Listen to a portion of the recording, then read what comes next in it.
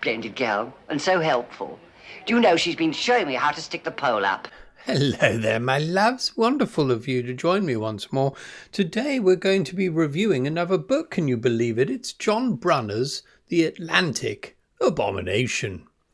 Now, the reason I'm reviewing this is because I was invited to attend a book discussion about said book with the Elusive exclusive book club. It was very kind of them to have invited me. And I really enjoyed it, the experience, although I was very nervous. So there's a link down below and you can listen to that instead of watching this if you like. But I thought I'd review the book myself anyway, just because it's fresh in my head. And I want to review all the books I've read this year, if possible. Yeah, so the only reason I got through it really was I was able to chug a can of cider and puff on my magic pipe throughout.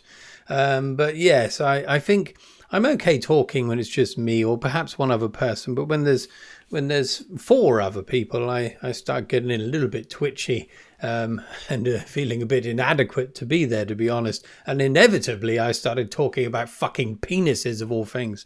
I just can't help myself. I definitely lowered the tone, but apologies for that aspect of it. I just can't help myself. But anyway, let's crack on. So, right, this is the first Brunner I've ever experienced. Here's the cover. I've scanned it. Now, I was disappointed initially because I was hoping for this cover here. A far superior cover. But unfortunately, so I got this through Amazon. Normally on eBay, you can't really trust that you're going to get the copy that they show in the thumbnail. With Amazon, I thought it would be slightly more accurate. And so I chose that specific cover, and then it bloody well came, and it was this the Abomination is this blue character that bears absolutely no resemblance, in my mind, to the story. But it's interesting in its own right. I mean, if we look at these, it's a wonderful painting, I must say. If you look at these characters in the foreground, two of them really stand out, at least to me. So if we take the first one here, this one, with the one with the beard there, this one reminds me of Treguard from the 90s television show for children, Nightmare. Oh dear, what a pity. Never mind. Maeve appears to have suffered a fatal fall. What do you think of that? And also, the chap next to him looks like an older, much older Jim Dale, as I remember him from the Carry On films. Jim Dale! Do you happen to know what Doris was wearing? A dark green jacket and a long green skirt. Did you get that down? Oh no, as I said, I've only known her a year. Yeah, what do you think? Interestingly as well, I know Jim Dale is famous in Britain for his work on the Carry On films, a series of comedy films, kind of rompy, double entendre thick comedy from the 70s. Where he played various characters, but one of his most memorable is Dr. Nookie, of course. But over in America, I think you probably know him better for his narration work. He narrated the Harry Potter novels. Over here in Britain, we got the Stephen Fry versions. I would love to listen to the Jim Dale versions, actually. Interesting. Another aside about Jim Dale, I heard an interview with him, and he said that I think he lives over in America now, but whenever he comes back to Britain, in the airport, he's always greeted by some bastard that calls him, "Welcome home, Dr. Nookie." So he can't escape that character, unfortunately. I don't know if he likes that or not, but I absolutely loved his character in the Carry On films. I'm not going to be talking about Carry On films here, but I would just also say that for me, it was a formative part of my childhood. It was certainly of my parents' time. And certainly these days, a lot of it is a bit dodgy. There's a fair bit of sexism in there for one, occasionally an exposed titty. But I think that's probably where I get my sense of humour. Perhaps it's slightly base. But I love those films. We all watched them as children. That's how you do parenting. Absolutely loved them. And no, that's no aside on my parents, by the way. I thought they're quite tame, and a lot of the double entendres completely passed us by at the time. We were more interested in the stories and the kind of character acting, the comedy side of things. But they were brilliant stories, and they had terrible budgets, very minuscule budgets, but the acting was wonderful. Kenneth Williams, Jim Dale, Barbara Windsor. Trying to remember, Charles Hawtrey, he is my favourite. Brilliant character. Carry On Camping, Carry On Behind, Carry On Henry, oh my goodness. Anyway, I could do another video based on that, but we're not talking about that. We're talking about the Atlantic Abomination, motherfucker. Okay, so right, let's get the other cover. I'm going to show that cover for the rest of this video. So this cover was painted by Ed Emshwiller. So I've never encountered this particular artist, but perusing his work online, he was absolutely brilliant. I'm not sure if he's still alive. Perhaps he is. I hope he is. But this image really epitomizes for me my idea of said abomination, this monstrous creature. Now, interestingly, in the book, the creature itself isn't really described at all, as far as I can remember. The impression you get is that it's this great big, formless blob. Just had a cup of tea. And it's really heavy and really big, and so it's carted around by human slaves. But yeah, this one really, that's the way I imagined this abomination. Not that bloody blue fucker sitting on a throne. It's nothing like that. Anyway, what's it all about?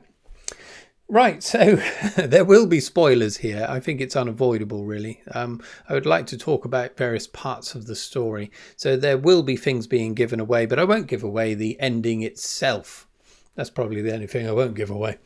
So, right, we begin. I mean, there's a prologue of sorts at the beginning, really. It's not called a prologue, but that's what it is. And it's set way back in time, over 100,000 years back in time on Earth. I wasn't quite sure at the time if it was Earth, but it was Earth. And we are following one of these abominations that is trying to escape what appears to be a disaster, a geological disaster of some kind. The sea's rising, all hell's breaking loose, there's earthquakes and whatnot. And he's getting the last scraps of his entourage, thousands of them, thousands of maybe proto-humans or, early humans, to try to whisk him away from disaster. And he encounters another abomination trying to do the same thing. But the other abomination is better prepared. And he's going to be going to some kind of vault somewhere to try to weather the storm, shall we say. So that's the very beginning. And then what we do is we go straight into the action, if you will, in terms of an oceanographic survey. So we've got three characters. We've got Peter Trant, we've got Anne, I think she's called, and we've got Luke. Already forgetting stuff already. And they're down in this kind of futuristic submarine. What do they call it? A Bafalev. Bafalev, I think they're calling it. Anyway, it's a very strange thing. It's kind of like a diving bell, perhaps, but open at the bottom, or there's some kind of lock on the bottom. But above it, there's a nuclear-powered thing, like a glowing torch of power that runs this Bafalev and also gives light. And interestingly as well, the actual contraption that they're riding in to counter the severe pressure of the lower depths, because they're going way down, the interior is filled with water as well.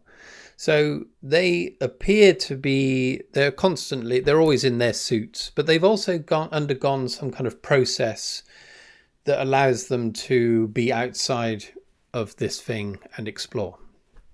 I'm not remembering it very well already. It's unbelievable. But anyway, they're down there and they're looking around to see what they might find. Now, one thing they encounter is just loads of ooze. Loads of decaying matter, just tons and tons of the stuff. But one of them, Luke, goes off in search of whatever. He's digging around, but he gets there's a kind of landslide of ooze, and he gets, well, they lose contact with him basically. And then Peter goes out to try and save him. But interestingly, so this is something that was brought up by Mark when we were discussing it on the thing. Peter's hell-bent on trying to save Luke's life. But as soon as he finds some kind of ruins, some exposed mosaics, he completely forgets Luke exists, and he's just there mesmerized by this early sign of civilization, which shouldn't really be there. I mean, this is 100,000 years in the past, preserved, one would assume, under all of this ooze. And then, so, yeah, going on, eventually they discover the carcass of one of the dead abominations, one of these dead monsters, and they drag it back up to the surface and stick it on their boat, their survey boat. At this point, Luke reappears. He comes out of nowhere. They go back down on another mission to check out what happened, and they find Luke. Luke should have perished easily. I mean, he only had enough oxygen for a few hours, and like a day later, there he is, all well and good. So something strange is afoot there right from the beginning. At this point, it could have gone in any number of directions, but the long and the short of it is another abomination comes into the fray. Although we don't see this abomination escaping the ooze, but we discover them later. And this abomination takes command of a passenger vessel, like a cruiser. A cruise ship, shall we say. And yeah, that's how it really kicks off, I suppose. I won't go too much further along that course and divulge too much of the story itself. Okay, so one thing to be said, I mean, again, I'm going to pick up on something that Nick said on the discussion, and that it kind of reads like an old B movie, really. I mean, it's a very short novel. It moves at a blistering pace, as you can probably imagine. It's quite a pulpy story. The characters in it are, let's say, superficial. They don't really do much. It's more in service of the story to explore the story at different points. So they're trying to work out what the abomination's doing, where it is, how they can stop what's going on, that kind of thing. But if we go back to the very beginning with these three characters in the Baphilev, we have Luke there and Anne. I'm bloody sure she's called Anne. Wait a second. Fucking hell, she's called Mary. Right, so Mary, interestingly. So I'm going to touch on something else here. It's the kind of inherent sexism of the times. I mean, it's unavoidable, perhaps, at this time. In the 60s, women's place in the world and all that. At the beginning, it's kind of like watching an episode of Mad Men, but underwater. In fact, the whole reason she's there, the whole reason she became an oceanographer in the first place, was to win the affections of Luke, who she knew back in the day at the tender age of 14, and he was 17. So belittling her from the very get-go there.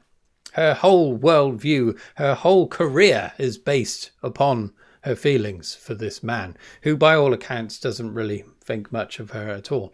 But there we are. Anyway, so there's allusions. Peter makes some comment when he comes back into the Baphilev at some point, suggesting that have you both been bonking whilst I've been away, that kind of thing. And then a bit later, Peter gazes through her faceplate of her of Anne's. Is it Anne? Mary? Fuck, it's Mary. Her faceplate, and notices how beautiful her eyes are and whatnot. He's never up to this point considered her to be a woman worth pursuing. And there's another thing he says later about, he's tried to pursue women before that are intelligent and never really works out very well. You normally find out that there's nothing going on there with them. So there's that kind of aspect of it, which but it's quite funny. I mean, it's amusing to read it now in later times. We've moved on from that. Not only that, of course, 2 weeks later, after this little mission where Luke bites the dust, Mary and Peter are married. it's 2 weeks later. Sorry, 2 weeks later, they are on their honeymoon, and this is the second half of the book. That's how it begins. They're on their honeymoon, and lucky old Mary, she just brings him in his breakfast. He gobbles it up. They're talking, having a wonderful time.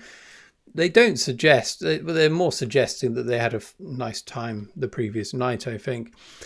Then he gobbles up his breakfast, has a cigarette, and then whilst Mary's off cleaning the dishes, he starts reading the newspaper or reading letters, correspondence.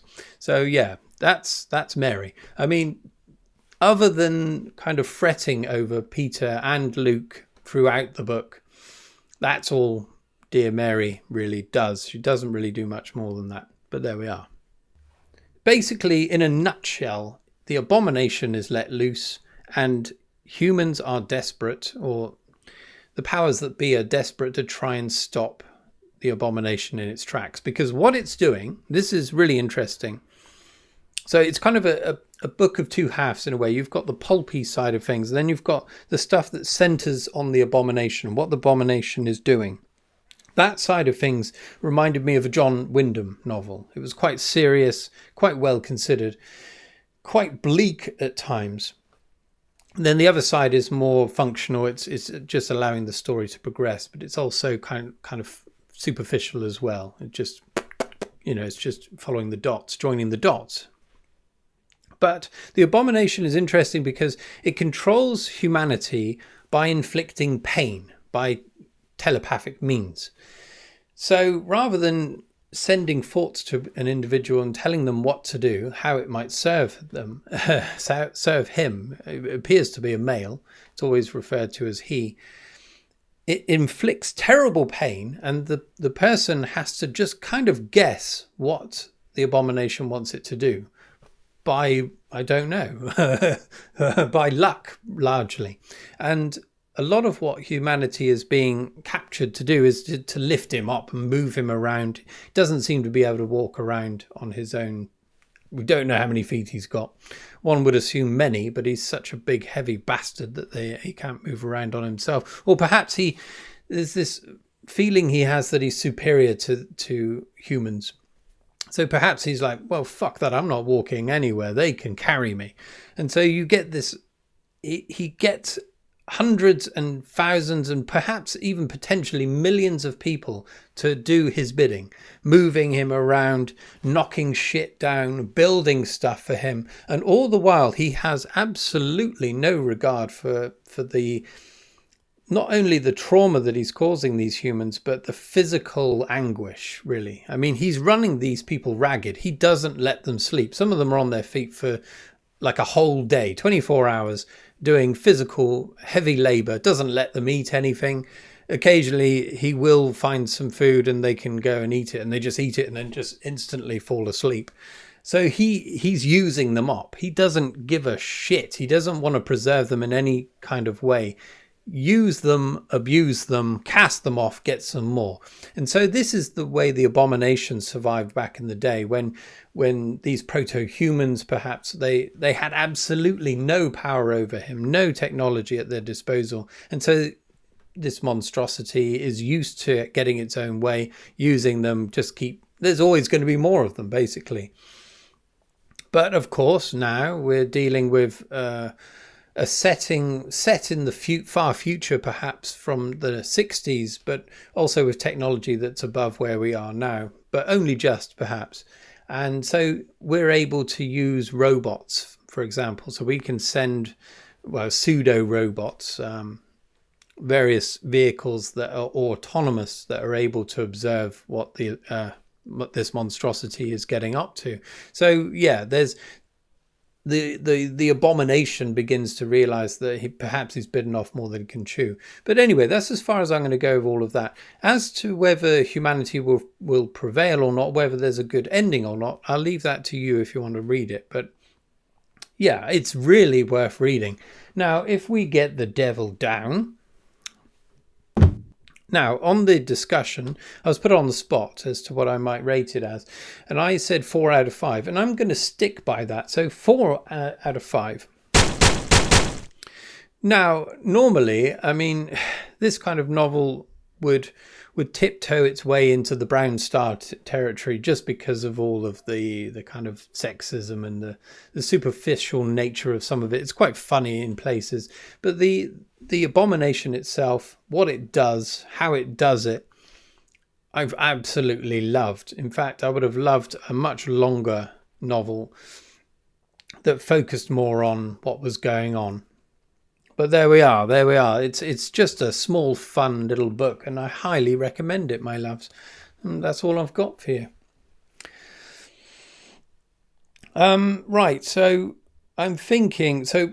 I'm going to be working on a review of Alien Romulus. That's the next project I'm going to be working on, but it's going to take me a while because I think I'm going to write it out. I'm going to write a script and narrate over clips. I think that's the way I'm going to do it. But in the meantime, there's going to be some more book reviews. I've got another book haul waiting in the wings to be turfed out. And yeah, and next week I'm going to be bottling that wine I made back last year. So I'll get my wizard robes back on. We're going to get fucking pissed. Okay. Okay, let's leave it there. Thanks very much for watching if you have, and cheerio.